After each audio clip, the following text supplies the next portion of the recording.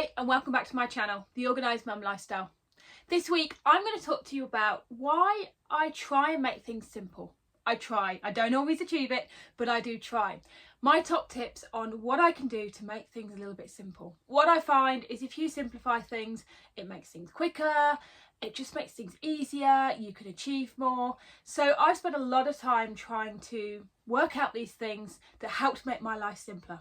So I'll get started. My first one is a computer-based one. Unsubscribe from things. I find I get so many emails, just ridiculous amounts of emails for stuff that I signed up for ages ago. I used to work in digital marketing. I know about GDPR, the General Data Protection Regulation, or the Data Protection Regulation for New Zealand and America and Australia, and still I get spammed with so much stuff. Yep, okay, the majority of the stuff I have opted in. I've bought something, I've ticked that little box that says tick, don't tick, and now I suddenly find my inbox absolutely full. So I try and sit down and I hit unsubscribe. It gives me the option to unsubscribe, and so as long as I'm unsubscribing regularly, it's keeping my inbox tidy, because you just miss those important emails and you get overwhelmed by all the emails that are in there. One of the cool tools I found is called unroll.me. And you put in your Outlook or your Gmail and it can go through and tell you what you're subscribed to, and it will mass unsubscribe. Works really well. I tried it with my Google. It works really, really well. Unfortunately, I have self-hosted emails as I'm also a web designer, and quite a lot of those are just within the self-hosted platform and it doesn't work with those. So I've had to manually go through some of my self-hosted emails, which is a little bit frustrating that there's no quick tool that can do it for you. But if you've got an iCloud, a Gmail, or an online Outlook, I highly recommend giving that one a go. My next one to simplify your life is have less stuff. I did a massive declutter during COVID, as I think most people did. I think Marie Kondo was at the height of her TV career. I watched it on Netflix, her book came out, and everyone wanted to Marie Kondo the house. But I have kept this up, having less stuff. I still have a lot of stuff. I've got 2 kids and a family. We have a lot of stuff, but we try and keep on top of what we've got. So having less stuff makes a big difference. You can find what you're looking for. You know where it's kept. Everything has a home. I'm a little bit proud of my baking cupboard where everything is beautifully labelled, my cereal cupboard, but I do have some cupboards which don't have a use at all and they are randomly full of rubbish. I totally admit it. But what's really great is I have this organisation and I have reduced the amount of stuff down to make it much, much easier and to make things a lot more simpler by removing all that clutter and those things that you just don't need. Problem is, it doesn't just work once, so maybe we did it when we were in lockdown for COVID and now we find ourselves buried in clutter. So you have to keep doing it. If you get 5 minutes here, 5 minutes there, do that drawer. If you get a chance to sort out that cupboard, sort out that shelf, do it. Get on top of those things, because you'll find that you've got a chance to get on top of them and you will keep on top of that clutter rather than having to do a big, massive declutter again.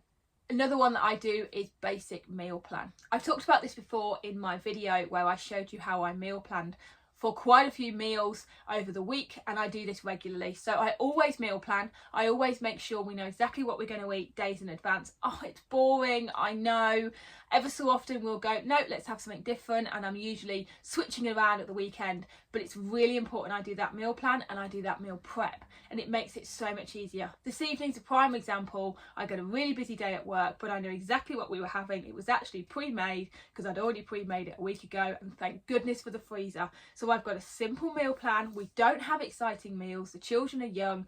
They'll tend to throw it around anyway. They're not too fussed. Mealtime's a bit of a nightmare. So as long as I'm aware of what we're having, I may have pre-made it, or I've got a clear plan of what the ingredients are, and I've got a clear structure. It just makes things so much simpler. This one's kind of common sense, but make those things that you use daily obvious. Make sure you know where they are. Put them in a site where you can find them. Where does your coat live? Where do your keys live? Where's your wallet?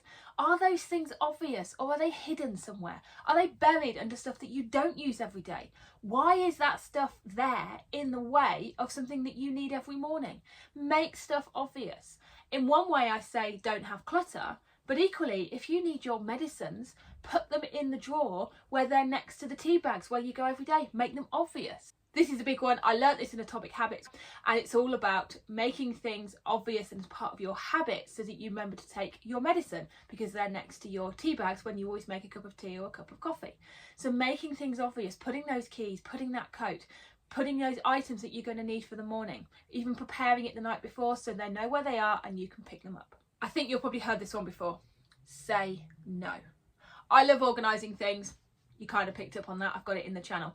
But I'm really good at organising events and helping other people to organise, say, parties, or if we go away on a holiday, I'm the one organising, booking things. I've got the spreadsheet and I've done it many, many times.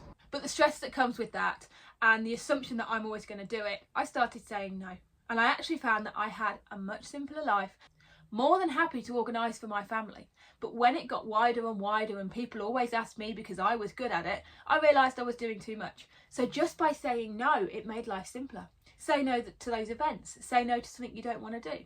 Okay, there's a line. You can't say no to everything at work. But what can you say no to that can simplify things that you've agreed to? Maybe you're on some kind of volunteer committee that you just don't want to be on and you wish you'd never signed up. Well, when it comes up for renewal, can you say no next time? Next one, I'm not sure. Create a uniform. As part of the decluttering, go through your clothes. What do you wear? You probably find yourself wearing the same thing over and over again. Now, I've done this for the last few years where I've got a set amount of things that I wear in the winter and I wear in the summer. But I think it's not overly for me. I quite like outfits and I have my go-to outfits, and I think rather than a uniform, I have a set number of outfits that I know work together so I don't have to think about it. Some people just like wearing the same thing over and over again. Look at Bill Gates, look at Mark Zuckerberg. They wear the same thing over and over again, Simon Cowell, so they don't have to think about it. For me, I do like a little bit of style, I like to think about it, but then also I've planned it the night before. So maybe that's my top tip, to plan the night before. But whether it's a uniform or certain outfits that you wear over and over again, rather than having to think about it too much, especially in the rush of the morning. My next one is forget multitasking. Wow, I struggle with this one and I've still got a lot to do on this one. Are you trying to do too many things at the same time? Yes, I'm the queen of it. I don't know if I'm any good at it, but I've always got a lot of things going on at the same time. The problem is you don't do everything that well. There is a level of multitasking and you may have a different level to me. You may be better than me. You may accept that you can only do one or two things, but it gets to the point where you're not actually achieving anything and you're just draining yourself trying to achieve too much. So a lot of the experts will say forget multitasking. I'm going to leave that one up for discussion as to whether it works for you or not, but there's certainly a line on how much you can achieve when you're trying to do too many things at once. Recognise the season that you're in. Accept, and I've had to accept this, that I've got young toddlers, so a lot of my hobbies aren't going to happen. All of our hobbies involve the kids. As you can see, we go on adventures and the kids love it. I used to love crocheting. I sat in the evening and I crocheted. That was my downtime.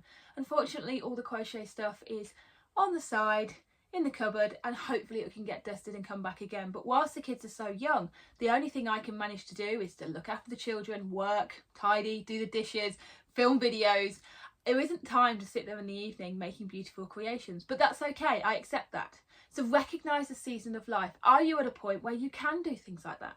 Are you at a point where you're focusing on your career or your studies, or you're focusing on your young family?